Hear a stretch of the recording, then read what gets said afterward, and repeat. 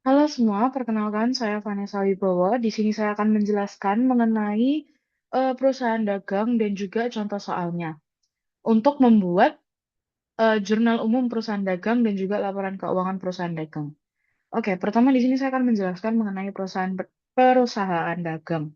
Perusahaan dagang sendiri itu kegiatan utamanya adalah untuk membeli barang, kemudian akan dijual kembali kepada konsumen tanpa mengubah bentuk ataupun sifat dari barang tersebut dengan tujuan untuk mengambil keuntungannya. Contohnya itu seperti supermarket ataupun toko kelontong yang menjual kembali barang-barang yang dibutuhkan oleh konsumen. Kemudian, bedanya perusahaan jasa dan perusahaan dagang itu apa sih?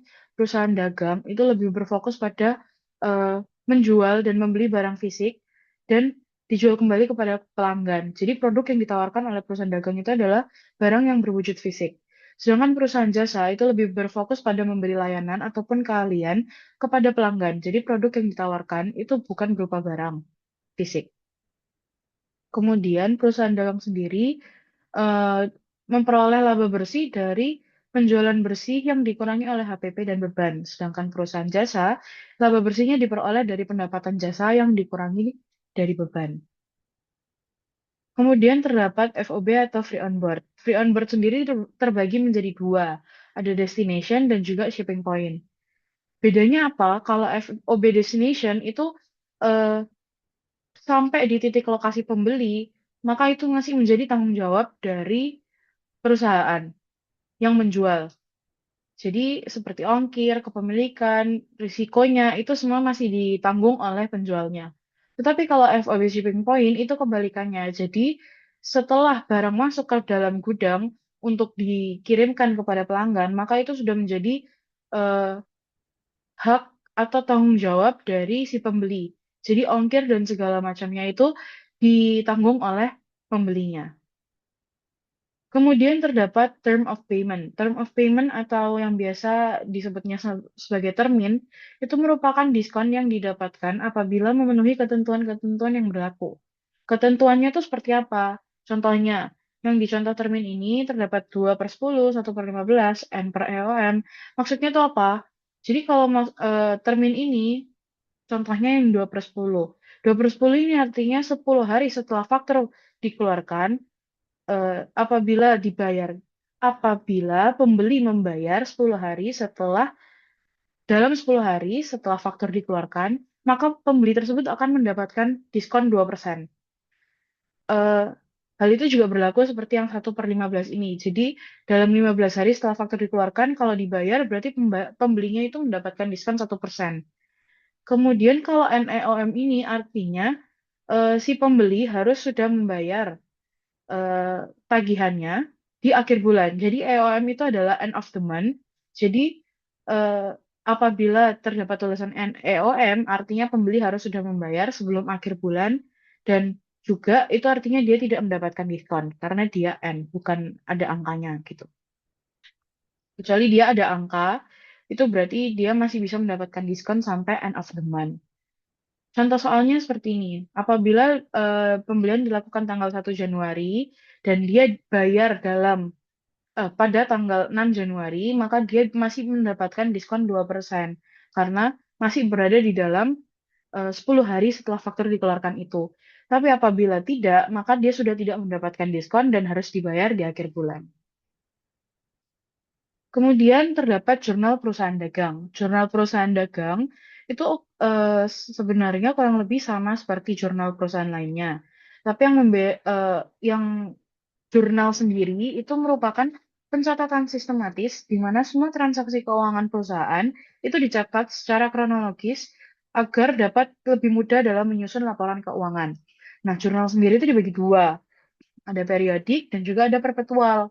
Untuk periodik itu metode pencatatan persediaan perusahaan dagang itu ada persediaan dan HPP, tapi mereka akan dihitung di akhir periode berdasarkan stok opnamnya. Kalau perpetual, persediaan dan HPP itu selalu diperbarui setiap adanya transaksi. Jadi misalnya kita membeli sesuatu, maka persediaan kita akan kita langsung catat dalam jurnal perusahaan, dan apabila kita menjual sesuatu, HPP dan persediaan itu juga akan kita tulis dalam jurnal tersebut. Kemudian terdapat laporan keuangan perusahaan dagang. Sebenarnya laporan keuangan perusahaan dagang kurang lebih juga sama seperti perusahaan lainnya. Tetapi kalau laporan keuangan perusahaan dagang itu terdapat beberapa perbedaan. Contohnya, laporan laba rugi perusahaan dagang itu mencantumkan penjualan, harga pokok penjualan atau HPP, kemudian laba kotor, karena hal tersebut eh, adanya aktivitas beli dan jual barang. Jadi kalau kita jual, HPP itu harus dicatat seperti itu.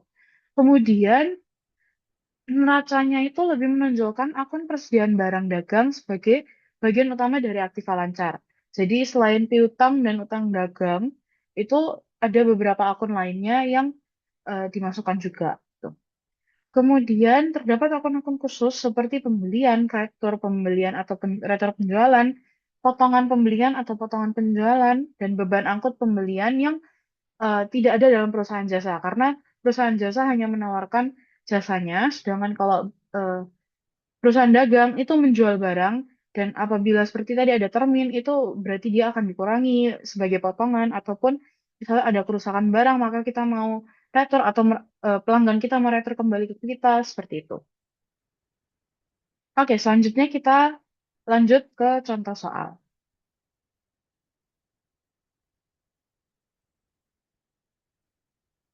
Jadi di sini saya sudah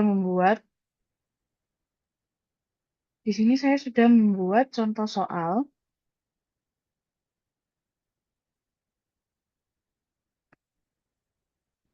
Saya sudah membuat beberapa contoh soal untuk eh, membantu agar lebih mengerti bagaimana cara membuat atau menulis jurnal umum, neraca saldo, buku besar, dan juga laporan keuangan dari perusahaan dagang. Oke, pertama, sama seperti di video sebelumnya, kita perlu untuk membuat COA terlebih dahulu. Nah, COA-nya ini ada beberapa tambahan, karena seperti yang sudah disebutkan tadi sebelumnya, bahwa eh, di perusahaan dagang itu perlu ditambahkan seperti pembelian, rater pembelian, diskon penjualan, dan sebagainya. Tapi kalau dilihat dari sini, dari COA ini, itu yang banyak hanya bagian penjualannya aja. Kayak ini ada penjualan, rater penjualan, diskon, harga, beban angkut, kayak gitu. Nah, pembeliannya di mana? Pembeliannya itu akan kita masukkan langsung ke dalam akun persediaan. Kenapa seperti itu? Karena saat kita membeli barang, maka barang tersebut akan masuk menjadi persediaan milik kita. Jadi, misal kita membeli pensil, maka pensil tersebut akan menjadi persediaan di perusahaan kita. Seperti itu. Kemudian kalau dapat potongan, eh, potongan itu kan misalnya kita membeli sesuatu dan kita mendapatkan diskon. Artinya kita masih tetap mendapatkan persediaan tersebut, tetapi mendapatkan potongan harga dari yang perusahaan lain yang kita beli di situ. Gitu. Jadi semua yang akun pembelian kayak pembelian, beban angkut pembelian, terus retur pembelian, diskon pembelian itu kita masukkan langsung ke persediaan. Seperti itu. Untuk akun-akun lainnya masih sama, kas, bank, piutang usaha, perlengkapan, dan sebagainya. Dan untuk COA ini, COA gabungan masih sama, kita menggunakan rumus konkatenate. Oke, kita lanjut pembuatan untuk jurnal umum. Jurnal umum itu di awalnya itu perlu kita tulis perusahaan, karena di sini kita menggunakan perusahaan PT Tomorrow. Jadi kita akan menulis PT Tomorrow. PT Tomorrow. Kemudian eh, ini adalah jurnal umum untuk periode Januari 2025. Oke, kita membuat format atau tabelnya jurnal umum terlebih dahulu. Pertama ada nomor, ada tanggal, kun debit, kun kredit, kemudian debit, kredit, keterangan, dan akun.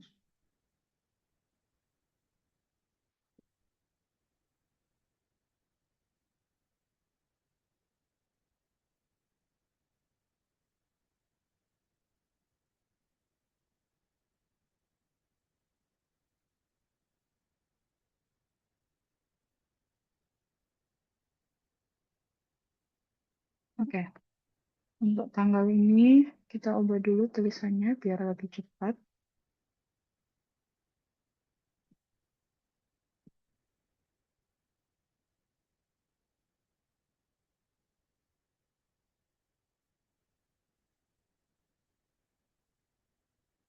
Kemudian di debit dan kreditnya, angkanya kita ubah jadi accounting.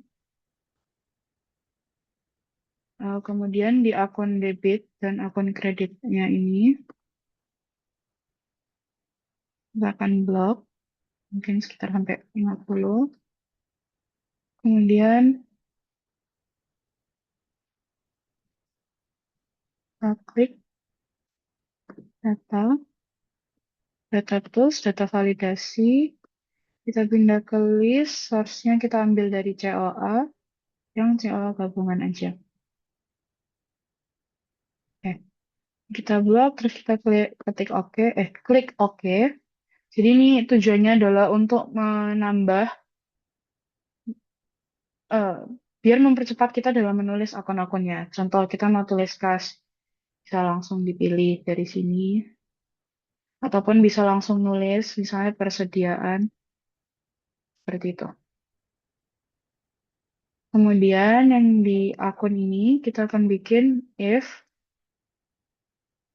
debit sama dengan 0, maka debit, maka kredit, kalau tidak, gitu.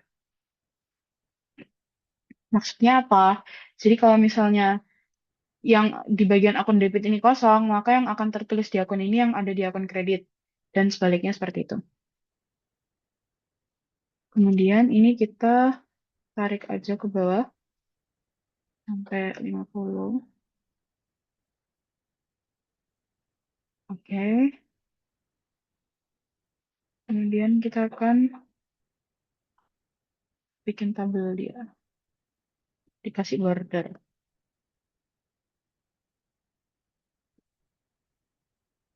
Oke. Yang atas ini kita merge across. Di sini kita.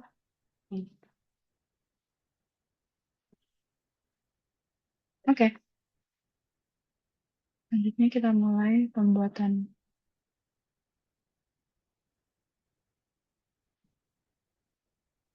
latihan soalnya.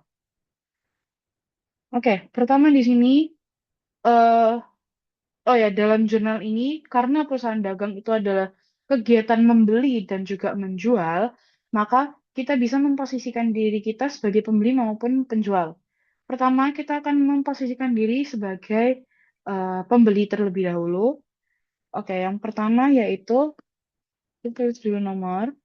Di sini kita diberikan surat pernyataan modal. Surat pernyataan modal ini pada tanggal 1 Januari diterima dari Andi Harto sebesar 35 juta, menerima modal dari pemilik perusahaan sebesar 35 juta dalam bentuk kas. Artinya dia dalam bentuk kas, masuk modal dari pemilik perusahaan. Jadi pertama kita tulis dulu tanggalnya. Untuk akun debit ini, karena kita menerimanya dalam bentuk kas atau cash, maka kita taruh di akun debitnya cash. Untuk akun kreditnya adalah modal. Kemudian jumlahnya adalah 35 juta.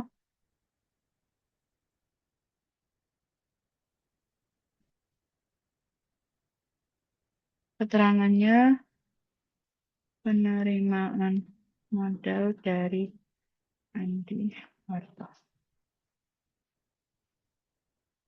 Oke, next.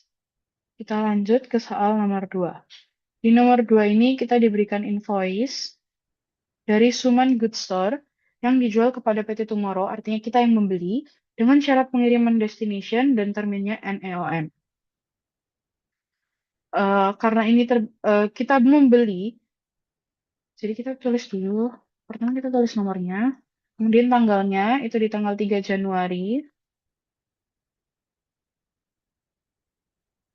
Di akun debitnya, karena ini kita membeli, maka yang masuk kepada kita adalah persediaan.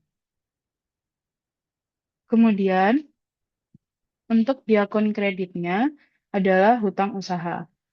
Karena kita belum membayar tagihan ini. Jadi invoice itu kan sebagai tagihan, kita diberikan tagihan, dan kita belum membayarnya. Jadi eh, kita tulisnya sebagai hutang usaha perusahaan.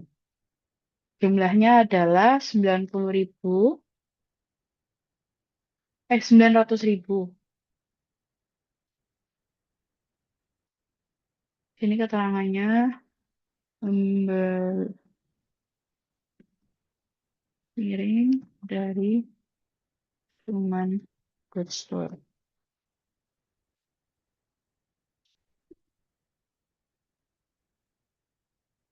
Kita diberikan surat jalan, berarti barangnya udah diantar, dan diberikan delivery order menggunakan kurir AAA.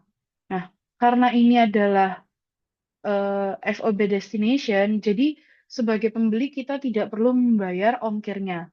Jadi ini kita tidak usah anggap atau kita abaikan saja. Next, kita lanjut ke soal nomor 3.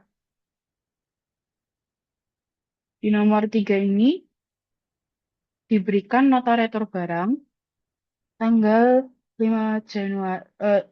Kita retur barangnya tanggal 5 Januari. Untuk invoice tanggal 3 Januari dari PT Tomorrow ke Suman Good Store yang dibalikin adalah piring dengan jumlah 5, total harganya 100.000. Jadi kita tulis dulu nomornya, tanggalnya tanggal 5 Januari. Untuk di akun debitnya, karena kita mengembalikan persediaan, maka persediaan kita berkurang dan utang usaha kita juga berkurang. Utang usaha itu berkurang di debit, sedangkan persediaan berkurang di kredit. Jadi kita kembali dibalik, kan tadi yang pertama ini persediaan yang di debit, utang usaha yang di kredit. Ini kebalikannya, ini utang usaha, ini persediaan. Jumlahnya adalah 100.000. Keterangannya, rekor piring Suman Good Store.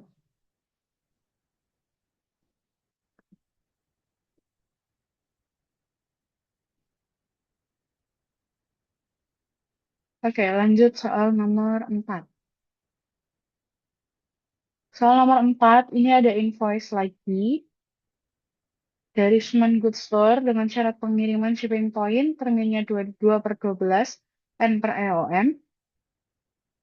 Belinya tanggal 10 Januari. Jadi kita tulis dulu tanggalnya 10 Januari. Untuk akun debitnya itu kita bisa tulis sama seperti yang ini. Jadi yang di debit itu persediaan karena kita membeli, jadi barang masuk. Kemudian yang di kredit itu utang usaha. Jumlahnya 640.000.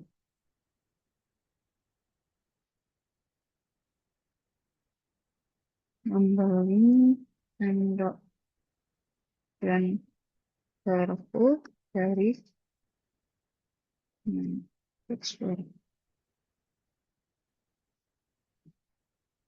Oke, next selanjutnya adalah karena ini adalah shipping point, artinya kita yang menanggung ongkirnya. Di sini diberikan surat jalan dan juga delivery order dari AAA. Maka kita tambahkan di sini beban angkut pembelian itu masuk ke persediaan. Jadi kita tulis aja persediaan.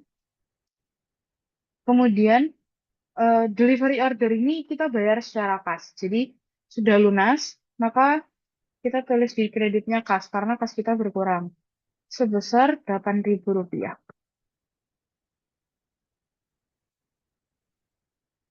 Dan import dan kartu.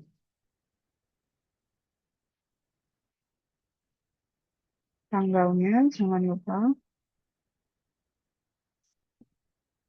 Oke, next kita lanjut ke soal berikutnya. Di soal nomor 5 ini, kita diberikan kwitansi atau bukti pembayaran pada tanggal 14 Januari 2025. Dari PT Tomorrow kita membayar kepada Suman Good Store sebesar Rp800.000. Nah, kenapa Rp800.000? Padahal saat kita membeli itu harganya Rp900.000. Karena setelah kita membeli, kita mau mengembalikan barang. Di utang usaha ini kita ada retur piring kembali ke Suman Good Store sebanyak atau sebesar 100.000. Jadi di tanggal 14 Januari ini, kita tulis dulu 14 Januari, itu kita membayar. Karena kita membayar, maka hutang usaha kita berkurang. Hutang usaha berkurangnya di debit, sedangkan kreditnya kas kita yang berkurang. Sebesar 800.000. 900 dikurangi 100.000.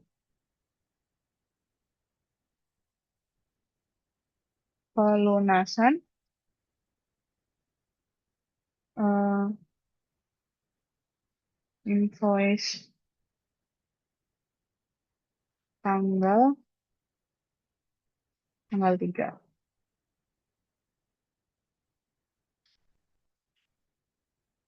Oke, next.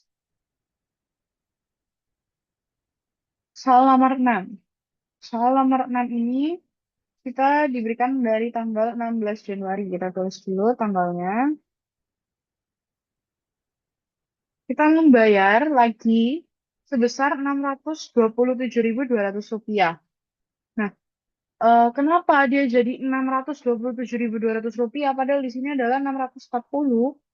Karena seperti yang ditulis di invoice-nya, bahwa ini adalah termin, diberikan ketentuan termin 2/12. Nah, 2/12 artinya setelah 12 hari setelah faktor ini dikeluarkan, dan kita mau membayarnya dalam 12 hari tersebut, maka kita mendapatkan diskon 2%. Jadi, eh, kita cari dulu, terminnya, atau diskonnya. Jadi, 640.000 dikali 2%. Nah, diskonnya adalah 12.800. Maka, karena ini kita membayar, artinya utang usaha kita berkurang. Berarti di debitnya kita tulis utang usaha. Sedangkan di akun kreditnya, karena kita juga mendapatkan diskon, dan kas kita berkurang, maka kas kita, pertama kita tulis kas, karena kas berkurang. Yang kedua adalah persediaan, karena kita mendapatkan diskon. Nah, hutang usahanya adalah 640.000. Untuk di kreditnya, itu yang kas adalah 627.200. Jadi apabila 640.000 dikurangi 12.800, maka hasilnya adalah 627.200. Makanya yang kasnya yang berkurang sebesar 627.000. Kemudian di persediaannya itu 12.800. Kita tulis pelunasan invoice ini tanggal 10.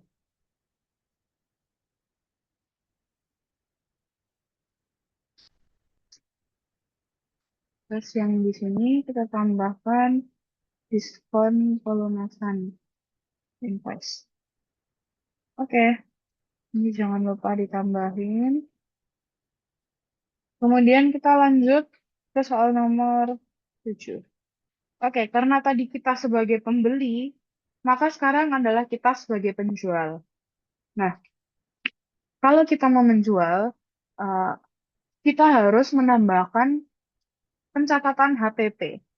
HPP atau harga pokok penjualan. Harga pokok penjualan itu seperti modal. Jadi kita belinya berapa, itu nanti yang dimasukkan. Pertama, kita dapat info, kita diberikan soal invoice dari PT Tomorrow atau dari kita kepada Jibab Restoran. Jadi kita tulis dulu nomor, kemudian tanggalnya, tanggal 17 Januari. Kemudian untuk akun debitnya, karena ini kita eh, menjual sesuatu, artinya eh, kita menjual sesuatu tapi belum dibayar, karena di sini kan belum ada tulisan kayak sudah dilunas dibayar atau bayarannya dalam menggunakan apa. Jadi eh, kita tulisnya sebagai piutang usaha. Kemudian di akun kreditnya, karena ini kita menjual sesuatu, maka akunnya adalah akun penjualan. Jumlahnya adalah 600.000.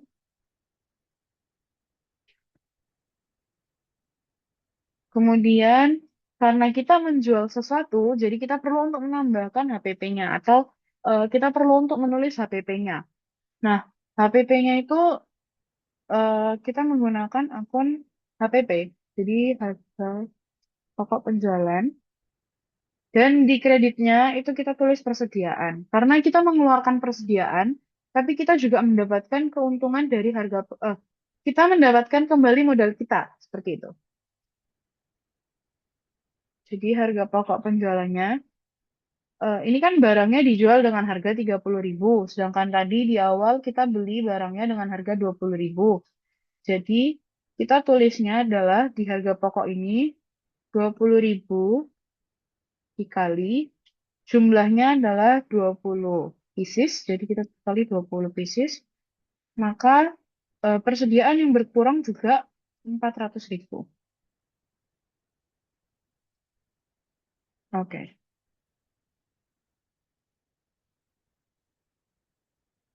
di sini kita tulis penjualan piring kepada Jibab.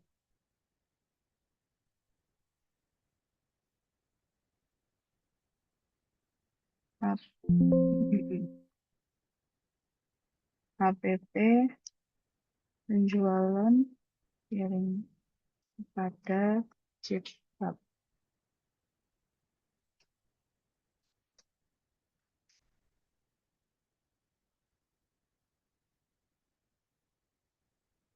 Oke, next.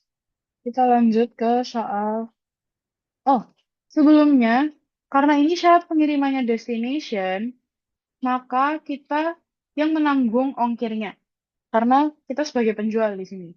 Jadi kita perlu untuk menuliskan juga beban angkut penjualan dan di kreditnya adalah kas karena kita membayar beban angkut tersebut.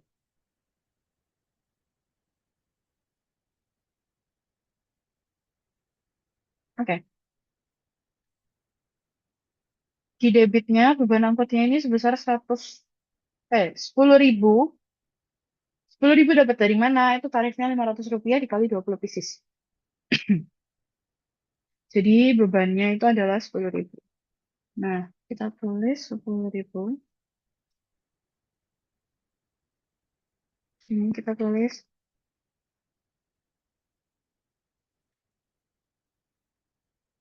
beban angkut piring, beban angkut, beban angkut penjualan piring. Oke, next kita lanjut ke soal berikutnya.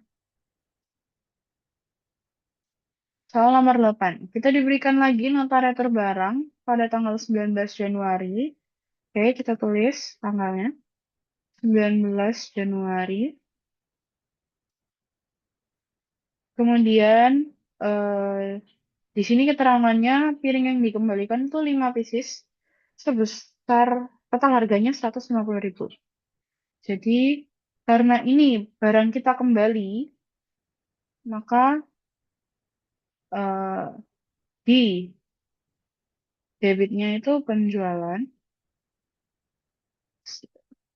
dan di kreditnya itu piutang.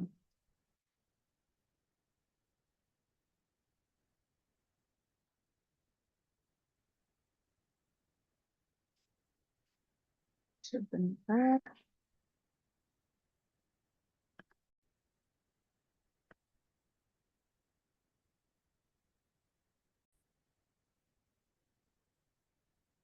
eh Sorry. Yang di bagian debit ini itu adalah retur penjualan. Karena kita mendapatkan retur barang dari pembeli atau pelanggannya. Nah, retur penjualannya ini sebesar 150, jadi kita tulis di sini 150. Di piutangnya juga sama. Kenapa piutangnya yang di kredit? Karena eh, piutang itu kan aset, dan aset itu berkurangnya di kredit. Karena ini barang kita dikembalikan, jadi piutangnya juga dikurangi di kredit. Untuk keterangannya, retur penjualan dari chip hub. Oke, kemudian karena kita sebagai penjual, penjual itu selalu mencatat HPP-nya. Jadi, HPP dari retur penjualan juga perlu untuk dicatat. Yang pertama itu kalau misalnya kita menjual HPP-nya di debit dan persediaan di kredit, maka kalau misalnya retur barang, kebalikannya. Jadi di debitnya adalah persediaan dan di hmm, dan di kreditnya itu adalah harga pokok penjualan.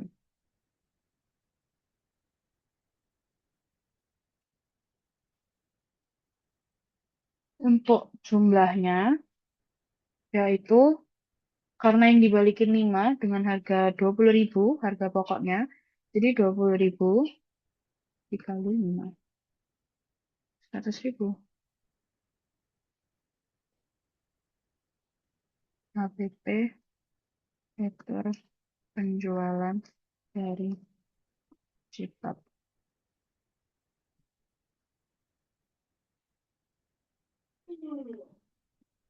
Oke, next. Kita lanjut. Setelah itu, kita lanjut ke soal berikutnya. Di soal berikutnya ini, kita diberikan invoice lagi bahwa kita menjual barang ke Cibab, kita menjual sendok garpu ke Cibab. Jadi kita tulis dulu tanggal nomornya. Oke.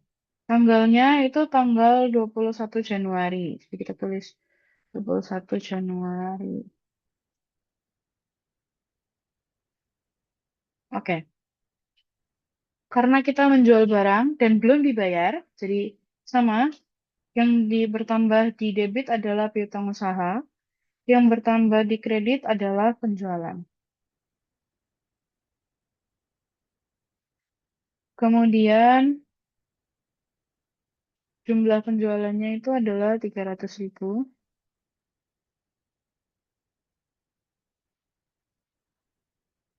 dengan keterangan penjualan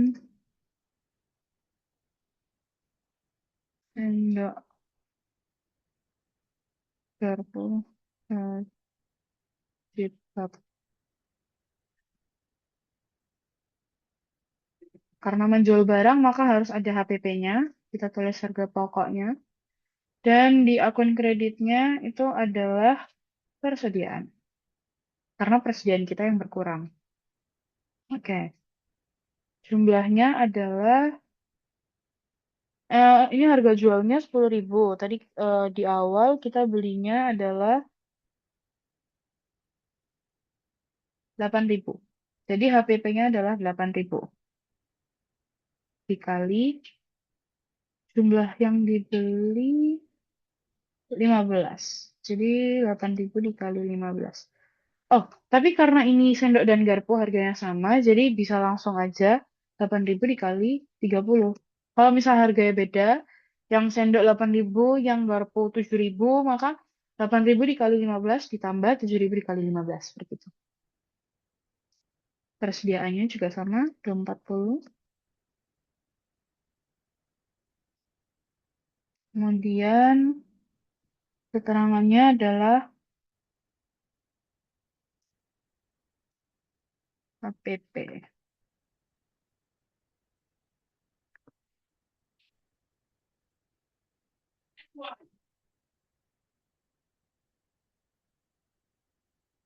Jalan. Oke, next. Kita lanjut ke soal berikutnya.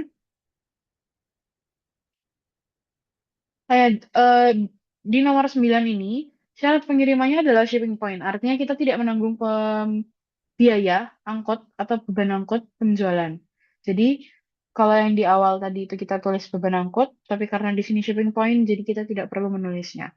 Karena kita tidak membayar beban angkut tersebut. Oke, lanjut ke nomor 10. Di nomor 10 ini kita diberikan kwitansi pembayaran atau bukti pembayaran pada tanggal 24 Januari.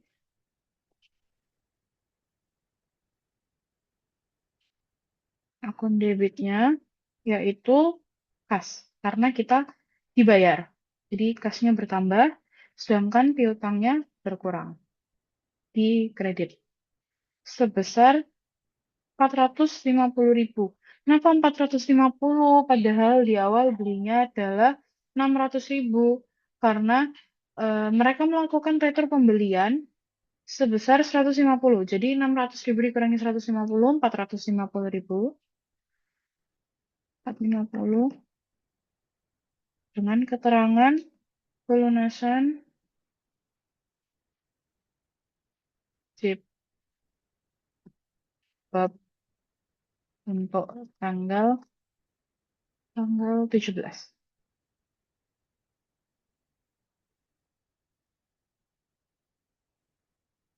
Oke, selanjutnya nomor berikutnya. Nomor 11 juga kita diberikan kwitansi atau bukti pembayaran untuk tanggal 26 Januari. Hmm,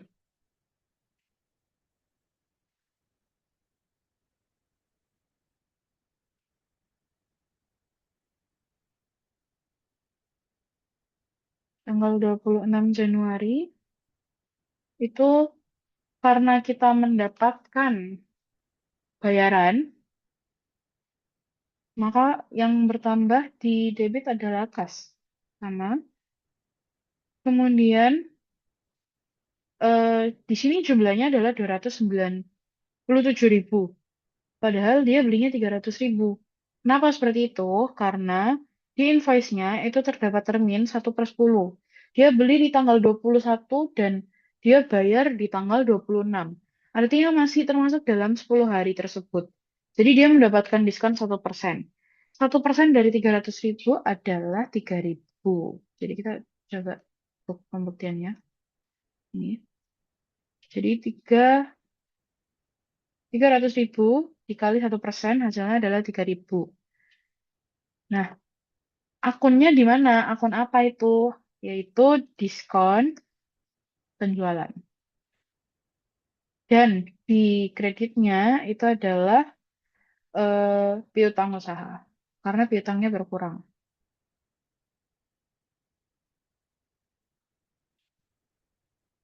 Di kasnya itu dia bayar 297, diskonnya 3.000, piutangnya 300. Keterangannya adalah pelunasan sibak untuk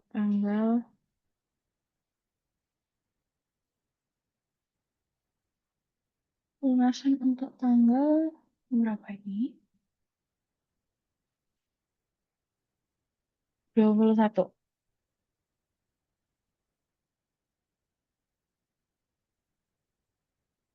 Tapi yang di sini kita tambahin diskon. Oke. Selanjutnya, oh oke, sudah habis. Kita rapikan dulu.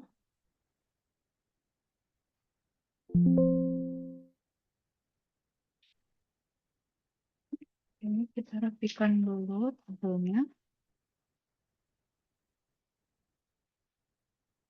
Sorry.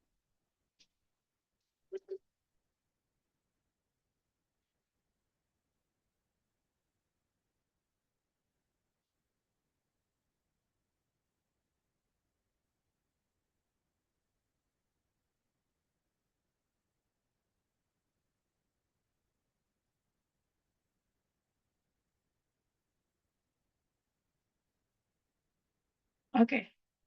Jadi ini adalah jurnal umum untuk eh, periode Januari 2025-nya PT Tomorrow. Kita hias dulu sedikit. Nah, untuk membuktikan kita akan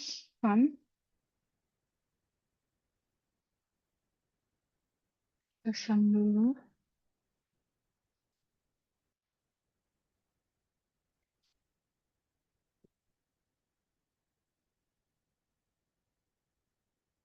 Nah, dia balance ya. 40 juta ini. Kita warnain aja. Oke. Karena dia sudah balance, maka kita lanjut ke buku besar.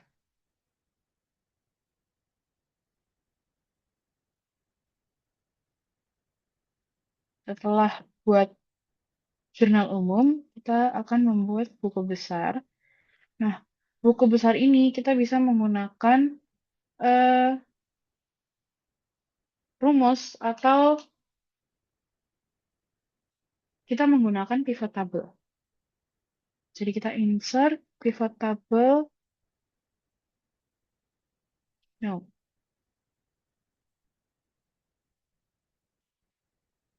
pivot chart dari jurnal umumnya. Ini kita blok nomor 1. Kemudian kita klik OK.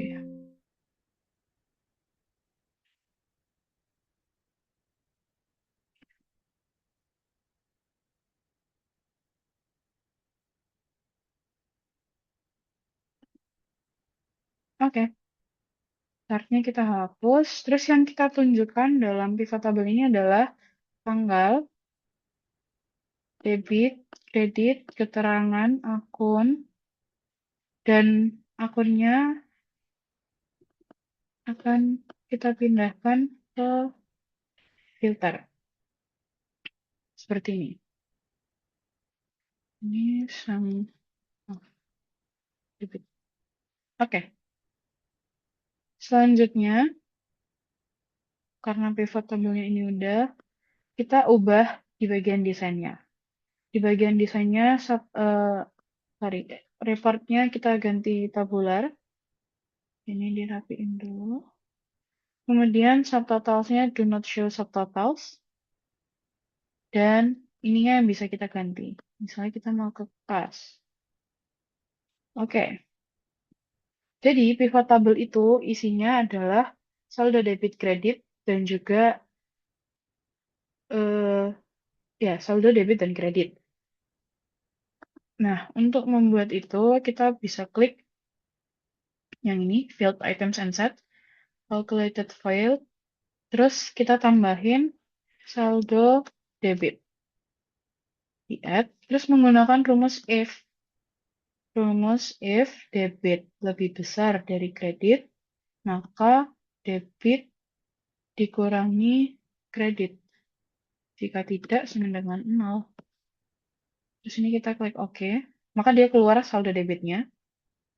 Hal yang sama juga kita lakuin lagi untuk yang saldo kredit. Jadi, penambahan saldo kredit.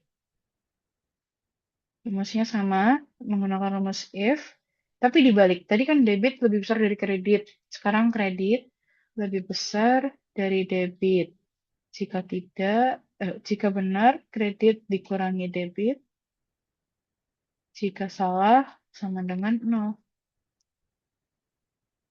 Terus kita klik OK. Maka dia keluar saldo kreditnya dan juga saldo debitnya. Oke, untuk memudahkan kita dalam membacanya, kita ganti penulisannya. Oke, seperti ini. Nah, buku besar itu memasukkan semua akun yang ada dari jurnal umum. Jadi ini bisa kita langsung copy paste aja. Ini kita copy, paste. Terus kita ganti. Tadi kan kas, sekarang persediaan. Terus rapiin dikit. Terus sama lagi. Jadi persediaan, next pitung usaha.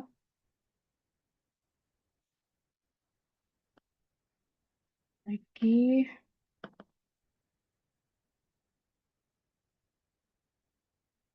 Oke, berikutnya lagi.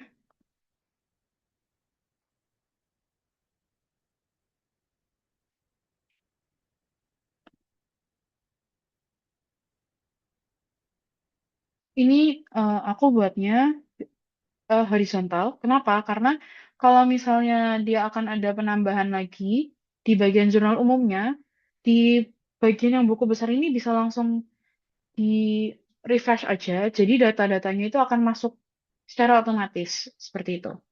Makanya aku buatnya dia ke arah samping atau horizontal. Ini jadi sudah sampai di retur, diskon, kemudian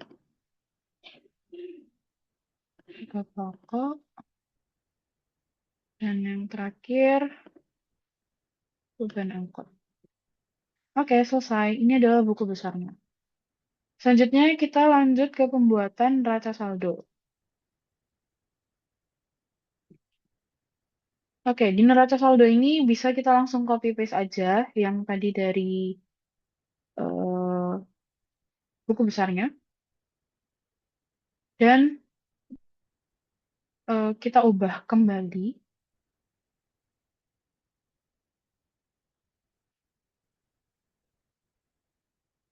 Kita klik yang field list.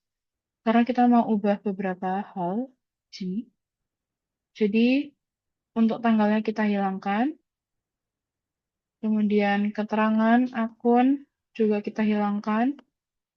Kita hanya menyisakan, oh sorry, akunnya tetap.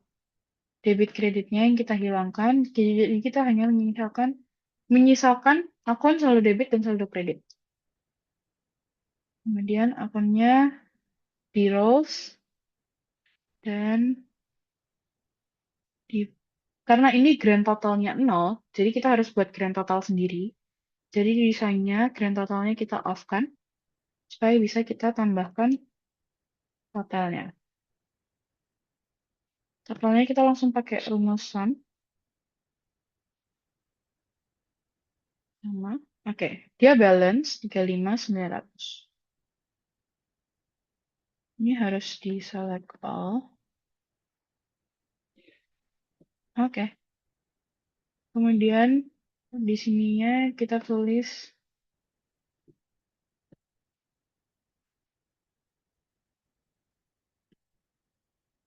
oke.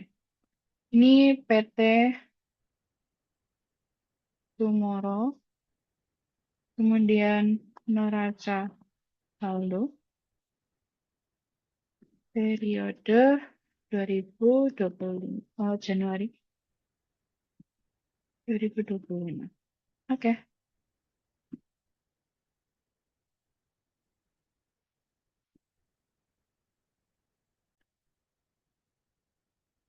Oke, kita lanjut.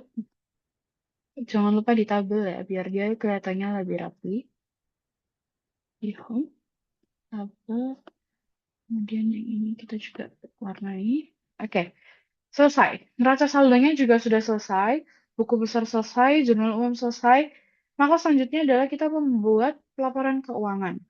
Yang pertama yaitu laporan laba rugi. Jadi laporan laba rugi itu Pertama kita tulis dulu PT Tomorrow, laporan laba rugi untuk periode yang berakhir pada jam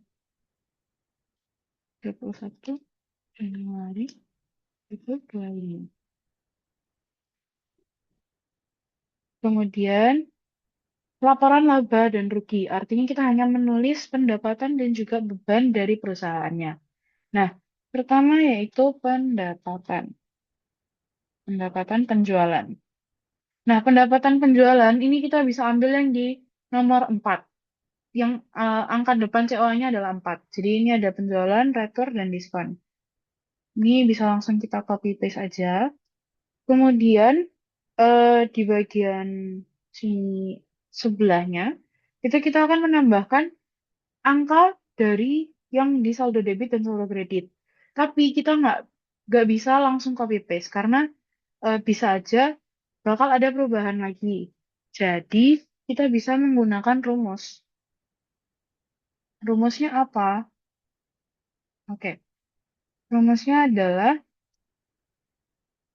sama dengan sum if range-nya itu yang ini kita klik, kita blok. Kemudian kriterianya itu yang ini dan sum range-nya itu yang debit. Tutup kurung. Terus kita jumlah plus atau tambah sum if lagi, range-nya sama, kemudian kriterianya juga sama, dan sum range-nya itu yang kredit. Jadi kita ambil dari dua, debit dan juga kredit. Terus kita tutup. Untuk yang ini akan kita F4, akan kita lock. Yang ini juga kita lock. Ini juga di lock. Kecuali yang eh, kriterianya, karena kriterianya kan akan mengikuti dari yang ini. Retur penjualan, diskon penjualan, dan seterusnya. Oke, ini kita enter aja. Dan kita akan lihat hasilnya apakah sama. Sesuai. Jadi yang penjualannya ada di sini. Nah, karena ini ada di posisinya, ada di kredit, jadi dia ada di sebelah kanan. Jadi kita kontrol X, kontrol V aja. Oke, next.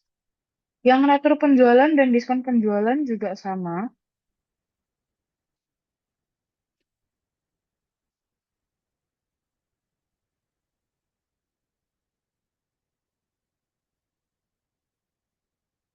Tapi ininya kita ganti jadi F. Dan ini juga jadi F. Jadi 150 dan diskonnya adalah 3.000. Oke, kemudian selanjutnya adalah kita tulis pendapatan netonya.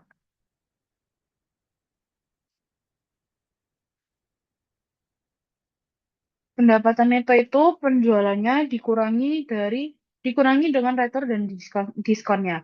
Jadi returnya dan diskon itu akan dijumlahkan.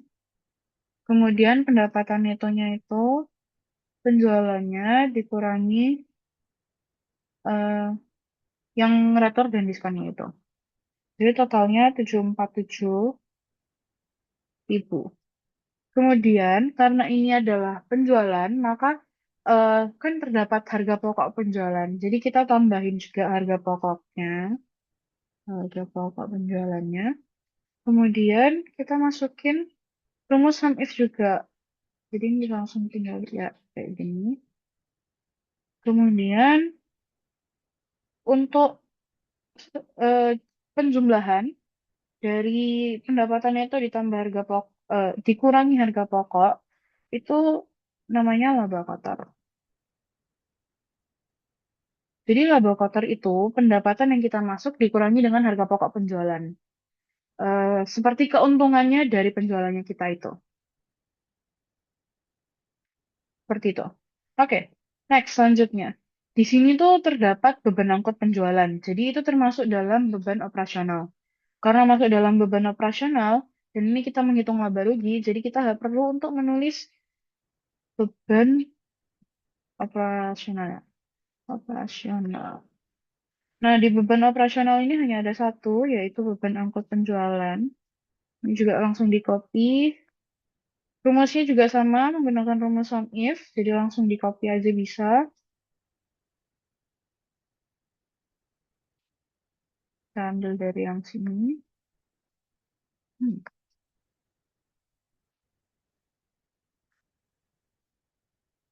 Oke, terus kita tulis total beban operasional. Dengan ini. Kemudian, eh, kita juga perlu untuk menulis beban atau pendapatan lain-lain. Tapi karena di sini nggak ada, jadi kita kosongin aja. Tapi kita tetap tulis pendapatan dan beban lain-lain.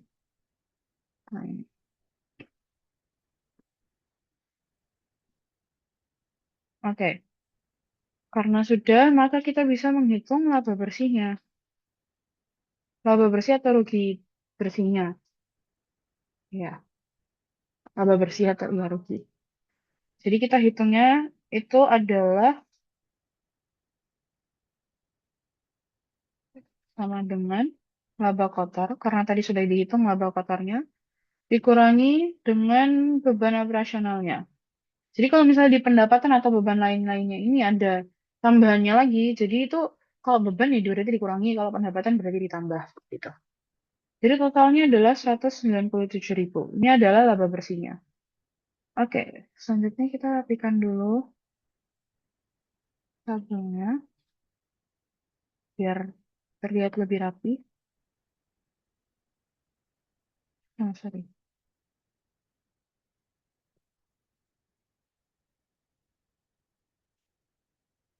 Ini di merge, juga di merge. Kemudian warnai. Pendapatan neto ini juga diwarnai. Laba kotor juga. Atau beban juga. Jadi kita hanya meng-highlight yang penting. Dan yang terakhir, laba bersih. Oke, ini adalah laporan laba rugi dari PT Tumoro yang untuk di akhir Januari 2025. Next, kita lanjut ke laporan berikutnya, yaitu laporan ditahan, laba ditahan. Laporan laba ditahan ini lebih simpel. Tinggalin sini.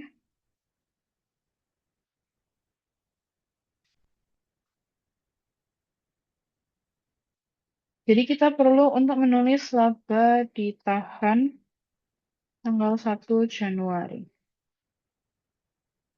Kalau ini karena kita mau menutupnya di bulan Januari, maka ditulisnya laba ditahan 1 Januari.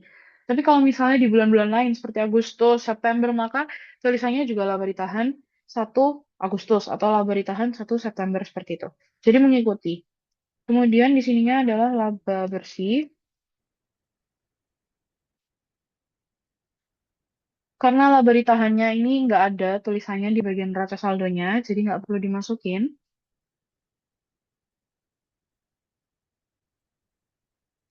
Kita tulis aja 0. Ini penulisannya kita ganti. Oke. Laba bersihnya itu bisa langsung aja sama dengan ambil dari yang di laba bersih ini. Kemudian di laporan laba ditahan itu biasa ada yang dikurang atau ada yang ditambah. Nah, karena tidak ada yang dikurang maupun ditambah, kalau dikurang itu contohnya seperti preferred dan dividen dan sebagainya. Jadi kita tulis aja, tapi kita nolkan. Seperti ini, dikurang preferred atau dividen. Terus ini kita nol. Dan kita bisa mendapatkan laba ditahan untuk 31 Januari. Laba ditahan 31 Januari itu adalah, kalau dikurang berarti artinya jumlah dari laba ditahan ditambah laba bersih, kemudian dikurangi dengan yang preferred dan dividen. Tapi karena di sini nggak ada, bisa langsung aja laba bersih ini. Oke, next kita akan bikin tabel.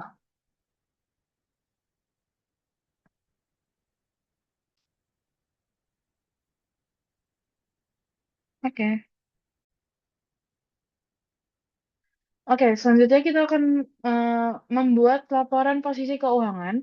Jadi setelah laporan laba rugi dan laporan laba ditahan, itu akan ada laporan posisi keuangan. Pertama kita akan, hmm,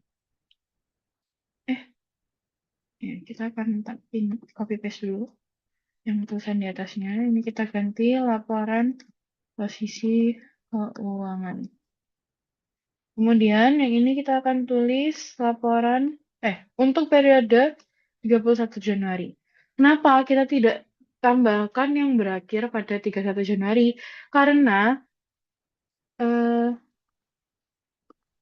sorry ini, karena laporan posisi keuangan itu digunakan juga untuk periode-periode berikutnya. Jadi dia nggak hanya berakhir di bulan itu aja, tapi dia juga akan berlanjut ke periode setelahnya itu. Oke, kita buat eh, laporan posisi keuangannya. Jadi laporan posisi keuangan itu berisikan aset, liabilitas, dan ekuitas. Jadi total aset itu harus sama dengan total dari liabilitas ditambah ekuitas. Jadi harus balance gitu. Kita tulis dulu aset. Untuk aset itu semua yang angka depan COA-nya itu 1. Jadi dari neraca saldo ini kita bisa langsung copy paste.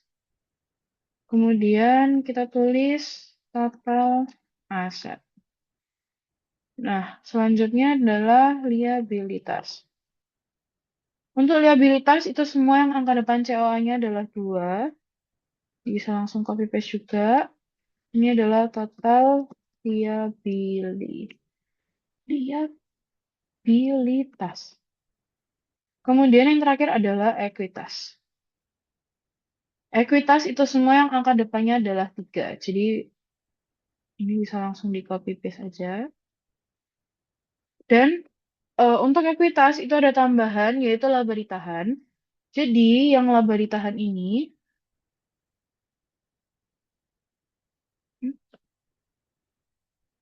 untuk yang ekuitas ini, itu kita ambil yang laba ditahan 31 Januari. Jadi di akhir periodenya itu yang kita ambil.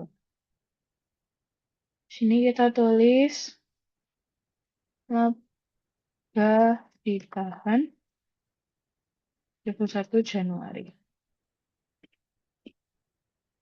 Oke, jangan lupa ditulis juga total ekuitasnya. Nah, kita akan membuat laporan posisi keuangan. Namanya laporan keuangan, jadi dia dana-dananya kan harus masuk. Kita juga menggunakan rumus sum if sama dengan yang sebelumnya. Tapi yang ini kita tinggal eh, tambahin di sini. Yang utang usaha juga sama.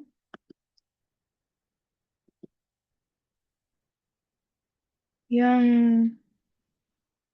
di ekuitas ini juga sama. Sedangkan untuk laba ditahan itu bisa langsung pakai sama dengan, terus kita klik yang ini. Nah, untuk total aset, liabilitas, dan juga ekuitas itu kita pakai rumus sum. Ini langsung gini aja karena ini ada 1. Terus ini juga sum. Kemudian, eh, karena tadi sebelumnya aku sebut ekuitas ditambah liabilitas, jadi di sini kita tulis total liabilitas ditambah ekuitas.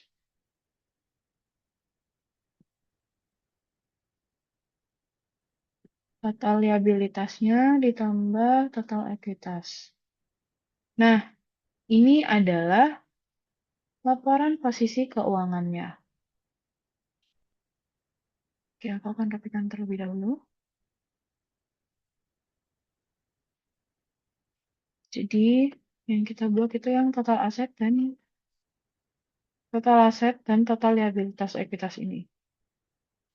Jadi bisa dilihat bahwa total aset sama total liabilitas plus ekuitas itu dia balance 35.197.000. Jadi itu adalah jurnal umum, ini jurnal umum, buku besar, kemudian yang terakhir adalah neraca saldo dan juga laporan keuangan. Ini laba ditahan, laba rugi, dan juga posisi keuangan. Jadi itu saja untuk video kali ini. Semoga bermanfaat dan terima kasih.